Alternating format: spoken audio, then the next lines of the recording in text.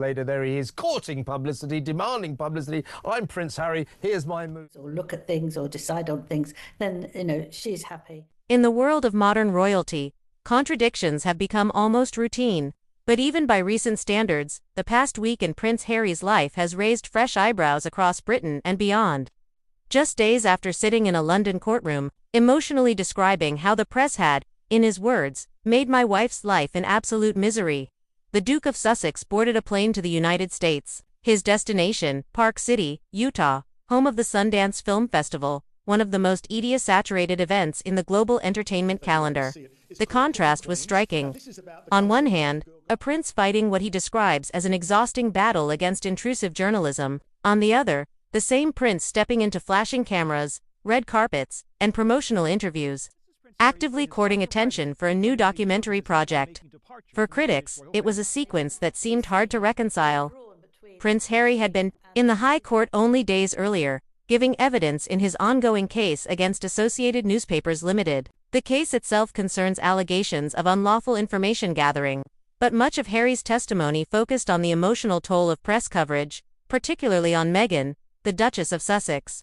His voice reportedly broke as he spoke about the stress, anxiety, and lasting damage he believes media scrutiny caused his family. Yet before the legal dust had settled, Harry and Meghan appeared thousands of miles away, smiling, holding hands, and posing for photographers at Sundance there to promote Cookie Queens, a documentary about Girl Scouts competing to become top cookie sellers. The film, executive produced by the Duke and Duchess through Archewell Productions, follows four young girls navigating ambition, competition, and childhood within a massive fundraising operation worth hundreds of millions of dollars.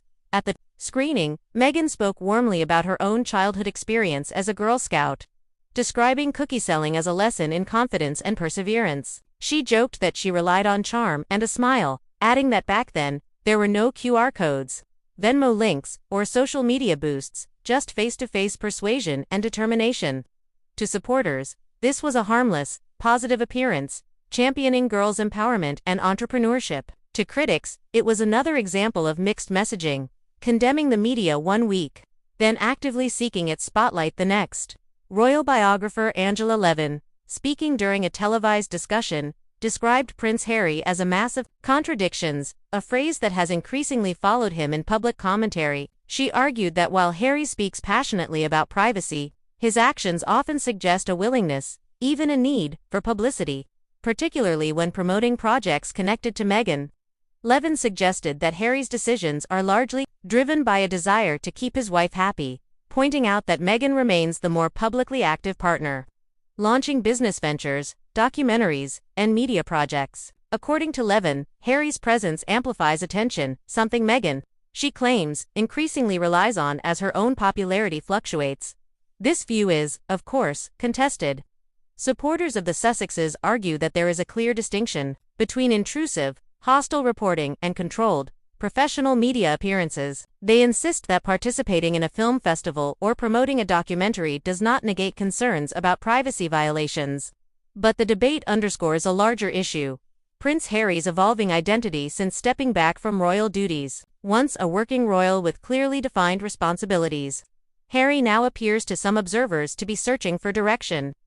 Aside from his involvement with the Invictus Games, an initiative widely praised for supporting wounded veterans, his public role seems fragmented. He has pursued legal action against British newspapers, delivered speeches abroad, appeared at conferences far removed from royal tradition, and supported various mental health initiatives, some of which appear to have quietly faded from view. Meanwhile, Meghan continues to push forward with projects, from lifestyle branding attempts to media productions. Despite mixed commercial success, the contrast between their trajectories has fueled speculation about Harry's sense of purpose and his visible unhappiness. Commentators have noted that during his recent court appearance, Harry appeared noticeably older, more strained, and physically worn.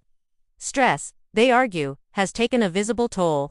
But Harry is not the only royal figure facing scrutiny this week. Attention has also returned to Prince Andrew, now officially styled as Andrew Mountbatten-Windsor, following his fall from grace. Once a senior royal, Andrew has lived largely out of public view since stepping back amid the fallout from his association with Jeffrey Epstein and a disastrous 2019 BBC interview. In recent days, Andrew has been spotted riding through Windsor Great Park, a familiar routine that has become symbolic of his diminished status.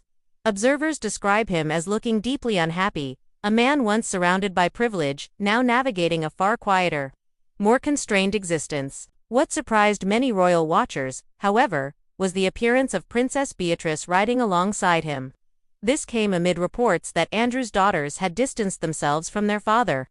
Yet Beatrice's presence suggested a more complicated reality. Royal commentators emphasize that while Andrew's actions have brought shame and consequences, family bonds are not so easily severed. Beatrice, in particular, has long been described as pragmatic and loyal. She reportedly tried to discourage Andrew from giving the BBC interview that ultimately sealed his public downfall. Now, as his circumstances continue to shrink, she appears determined to offer emotional support. Andrew is expected to vacate Royal Lodge in the coming weeks, moving into significantly reduced accommodation, a transition that underscores just how far he has fallen. His former wife, Sarah Ferguson, once famously described as part of the happiest divorced couple in Britain, is no longer living with him.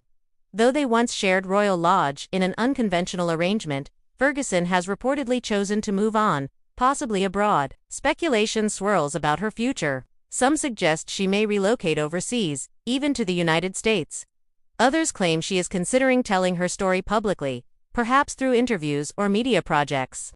However, advisors reportedly warned that such a move could further strain relations with King Charles and reopen controversies tied to her past associations. Publishing opportunities have already dried up. A children's book project was reportedly halted amid concerns over reputational damage linked to her continued association with Andrew and Epstein. Financial pressures, observers say, may yet push her toward public speaking or tell-all interviews, a decision that could reignite uncomfortable headlines for the royal family. As for Andrew, his world has narrowed dramatically. From a 30-bedroom royal residence to a modest 5-bedroom property, from global travel to quiet rides in the park, his life now stands as a cautionary tale of reputation lost.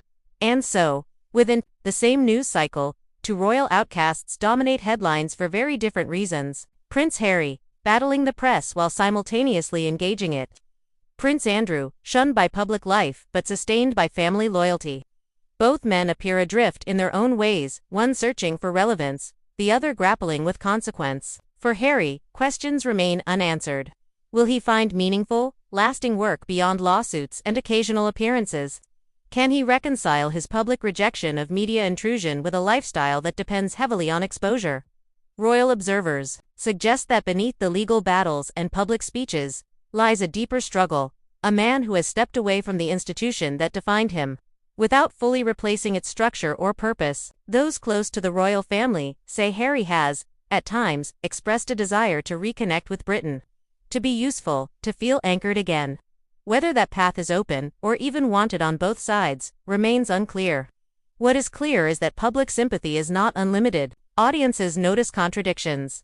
They question narratives that shift too quickly. And in the age of constant visibility, every move is scrutinized. As the legal cases continue, the documentaries premiere, and the family dramas unfold, one thing remains certain: the Sussexes and the wider royal family are far from fading quietly into the background. Their stories, complicated, controversial, and deeply human, continue to command attention. And for now, the spotlight remains firmly on them.